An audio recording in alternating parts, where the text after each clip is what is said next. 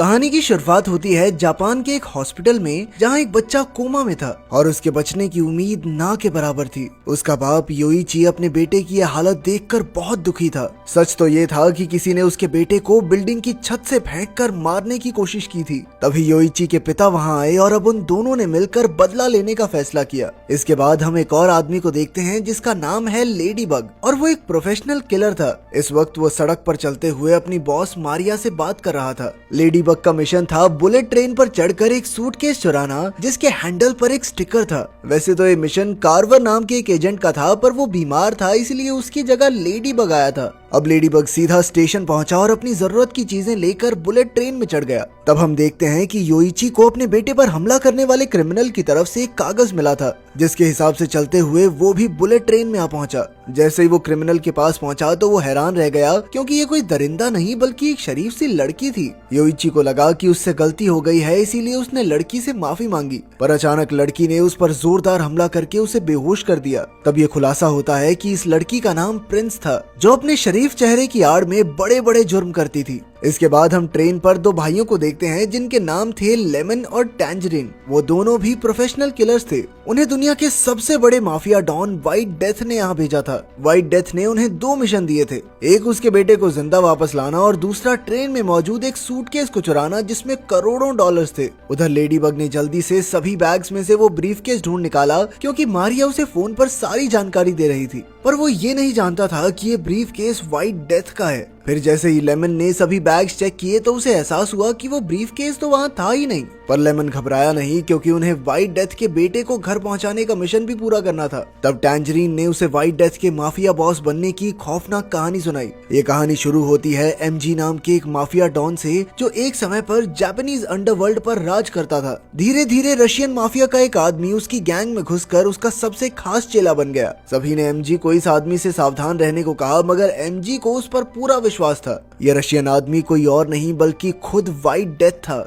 और उसने मौका देखते ही अपनी अलग गैंग बनाकर एक खतरनाक लड़ाई में एमजी को मार डाला। इसके बाद व्हाइट डेथ दुनिया का सबसे खतरनाक माफिया डॉन बन गया। ये सुनकर लेमन को समझ आया कि वो कितने खूंखार आदमी के लिए काम कर रहे हैं। अब उन्हें कैसे भी करके वो ब्रीफकेस ढूंढना होगा। पर जैसे ही वो अपनी सीट की ओर गए, उन्होंने देखा कि व्हाइट डेथ के बेटे को किसी ने मार दिया था और उसकी आंखों से खून बह रहा था। 2 मिनट के अंदर अंदर उनके हाथ से ब्रीफकेस भी गया और व्हाइट डेथ का बेटा भी। उधर जब योइची की आंख खुली तो प्रिंस ने उसके कोमा में पड़े बेटे को मारने की धमकी दी। असल में प्रिंस ने छानबीन से पता लगाया था कि योइची ने व्हाइट डेथ के लिए एक ब्रीफकेस की डिलीवरी की थी, इसीलिए प्रिंस ने उसे धमकी देकर यहाँ बुलाया ताकि योइची के जरिए वो व्हाइट डेथ तक पहुंचकर उसका खात्मा कर सके। साथ ही उसने हॉस्पिटल में अपने गुंडे भेज दिए थे, जो उसके हुक्म पर योइची के बेटे को मार डालेंगे। इसीलिए अगर योइची ने प्रिंस की बात नहीं मानी तो उसका बेटा अपनी जान से हाथ धो बैठेगा। वहीं दूसरी ओर लेडी बग को विश्वास ही नहीं हो रहा था कि इतनी आसानी से ये ब्रीफकेस चुरा लिया मैंने, कि तभी अचानक उसके सामने वुल्फ नाम का एक दूसरा सीरियल किलर आ गया। असल में लेडी बग और वुल्फ की भी एक कहानी थी। कुछ समय पहले वुल्फ की शादी में उसकी पत्नी और सभी मेहमानों के खाने में किसी ने जहर मिला दिया था, जिससे सभी लोग मारे गए, और वुल्फ इस सब का जिम्मेदार लेडी बग को समझता था। अब वुल्फ ने बदला लेने के लिए लेडी बग पर हमला कर दिया और दोनों में जबरदस्त लड़ाई शुरू हो गई,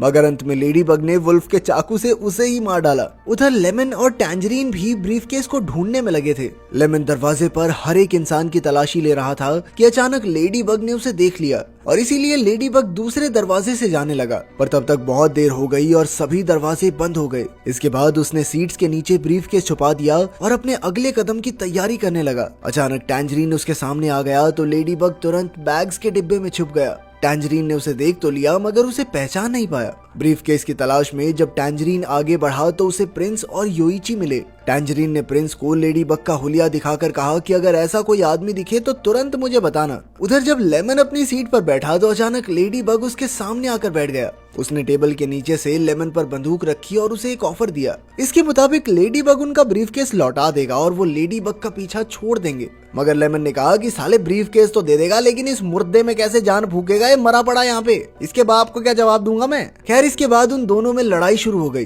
खैर तभी अचानक लेडी बग ने एक ही वार से लेमन को बेहोश कर दिया। फिर उसने किसी आदमी से कपड़े बदल लिए ताकि टैंजरीन उसे ढूंढ न सके। वहीं दूसरी ओर प्रिंस और योइची को छुपा हुआ ब्रीफकेस मिल गया। फिर योइची ने बार बार उसका लॉक खोलने की कोशिश की। आखिरकार कोड लग गया और पैसों से भरा ब्रीफकेस खुल गया। मगर प्रिंस को पैसों में कोई दिलचस्पी नहीं थी, उसे तो बस ब्रीफ केस में बॉम्ब लगाना था ताकि उसे खोलते ही व्हाइट डेथ की मौत हो जाए। उधर कुछ ही देर में टैंजरीन ने लेडी बग को ढूंढ निकाला और दोनों में घमासान लड़ाई शुरू हो गई। तभी अचानक टैंजरीन को व्हाइट डेथ के गुंडे का फोन आया कि देख बेटा, अगर तू अपने भाई के साथ नीचे नहीं उतरा अगले स्टेशन पे ब्रीफ केस लेके तो ठीक नहीं होगा तेरे लिए। ये सुनकर टैंजरीन परेशान हो गया क्योंकि उसके भाई लेमन का तो अता पता ही नहीं था। तब लेडी बग ने उसे एक प्लान बताया। व्हाइट डेथ तो लेमन को जानता ही नहीं था, इसीलिए लेडी बग ने लेमन बनकर टैंजरीन के साथ जाने की बात कही। इसके बाद वो दोनों हूबहू वैसा ही नकली ब्रीफकेस लेकर अगले स्टेशन पर उतर गए। पर लेडी बग की बुरी किस्मत और ओवर कॉन्फिडेंस के चलते वो ब्रीफकेस गुंडों के सामने ही खुल गया।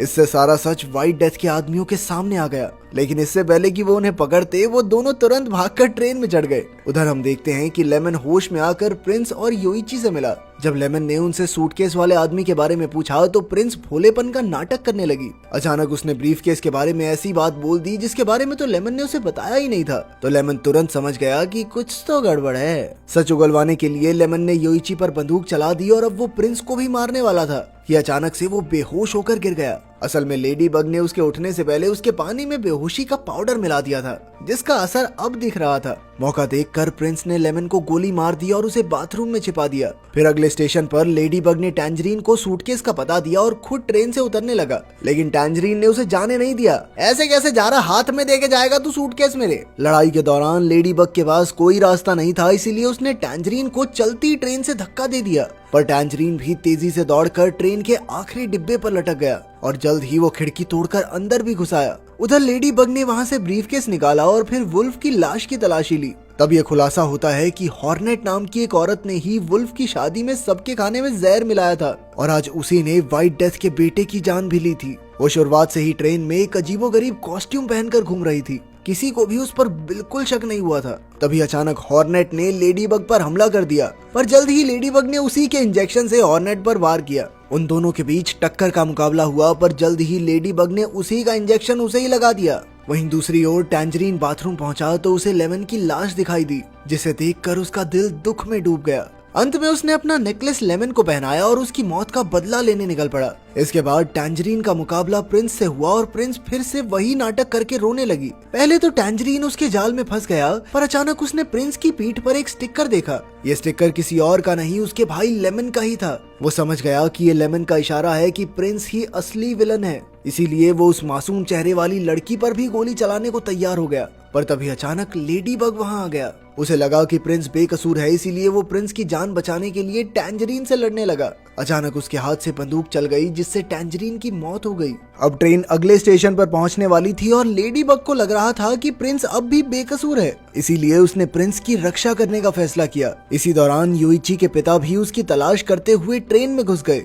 वो ठीक से देख नहीं सकता था, पर जैसे ही उसे प्रिंस की आवाज सुनाई दी तो वो तुरंत पहचान गया कि ये उसके पोते की किडनैपर ही है। वो सीधा जाकर लेडी बग और प्रिंस के साथ बैठ गया। फिर अचानक उसने खुलासा किया कि प्रिंस ने ही योइची के बेटे को बिल्डिंग से धक्का दिया था। तब प्रिंस ने साफ सीधे तौर पर कहा कि व्हाइट डेथ तक पहुंचने के लिए उसे योइची की जरूरत थी, इसीलिए उसे ऐसा करना पड़ा। प्रिंस ने बड़े ही ताव से कहा कि अब योइची और उसका बेटा दोनों मर चुके हैं, लेकिन उस बूढ़े आदमी को कोई फर्क नहीं पड़ा।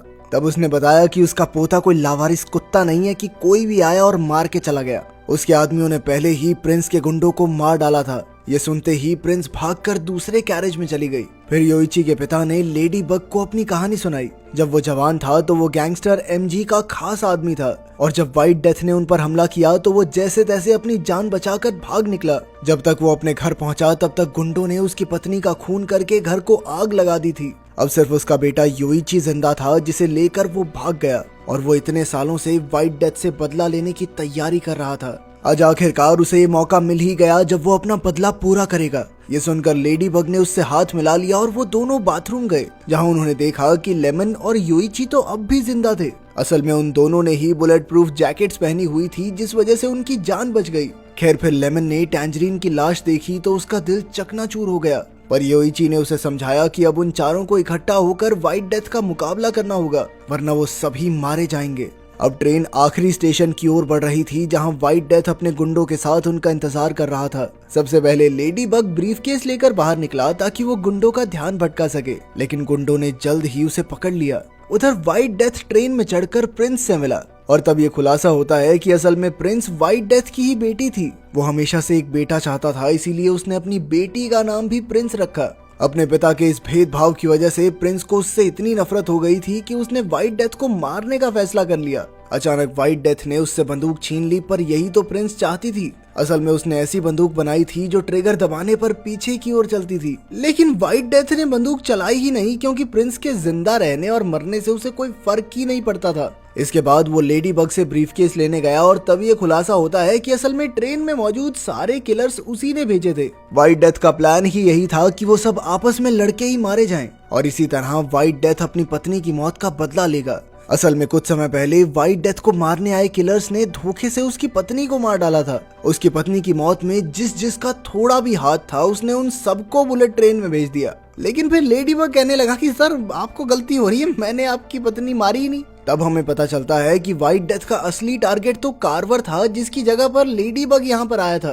कार्वर वही किलर था जिसने उसकी पत्नी को मारा था। आज मिशन पर भी पहले वही आने वाला था। खैर इसी दौरान योइची और उसके पिता व्हाइट डेथ तक पहुंचने के लिए उसके गुंडों का सामना कर रहे थे। तभी लेमन ने बड़ी बहादुरी से फिर से ट्रेन को चालू कर दिया। दूसरी ओर दो गुंडों ने ब्रीफकेस खोला तो बम का समय शुरू हो गया। अचानक जबरदस्त धमाका हुआ, जिस वजह से लेडी बग, व्हाइट डेथ और कई गुंडे ट्रेन में आ गिरे। इसके बाद ट्रेन जबरदस्त रफ्तार से चलने लगी और वहीं वो बूढ़ा आदमी व्हाइट डेथ से दो हाथ करने लगा। वो बदले की आग में जल रहा था, लेकिन इस बार भी वो व्हाइट डेथ के हाथों मरने ही वाला था कि अचानक योइची अपने पिता की जान बचाने आ गया। उसने व्हाइट डेथ पर जोरदार वार किया और फिर योइची के पिता ने हथौड़े से उसका काम तमाम कर दिया।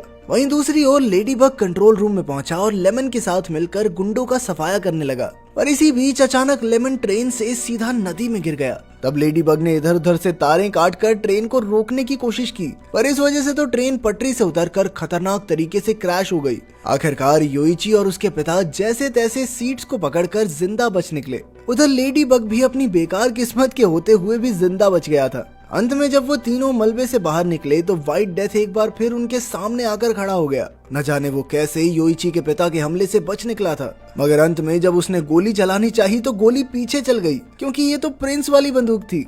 इसी तरह प्रिंस की बनाई हुई उस बंदूक से व्हाइट डेथ मारा गया। आखिरकार उन्हें लगा कि अब सब खत्म हो गया, पर तभी प्रिंस अपने पिता की जगह लेकर उन पर हमला करने आ गई। व्हाइट डेथ के मरने के बाद अब वो पूरे माफिया पर कब्जा करना चाहती थी, पर अचानक तेजी से आ रहे एक ट्रक ने प्रिंस को कुचल दिया। इस ट्रक का ड्राइवर कोई और नहीं बल्कि लेमन ही था। नदी में गिरने के बाद लेमन बाहर निकला और उसने रास्ते से एक ट्रक चुरा लिया था और आखिरकार यहाँ पहुंचकर उसने सबकी जान बचाई। अंत में लेडी बग की बॉस मारिया भी उसे लेने के लिए वहाँ पहुँच गई और वो काफी सुंदर भी थी, तो हो सकता है अपने लड़के का भी टांका भिड़ जाए। जैसे भी हो, उसका मिशन तो पूरा हो ही गया। अगर वीडियो पसंद आई तो लाइक कर देना, चैनल को सब्सक्राइब कर देना। मिलते हैं अगली वीडियो में।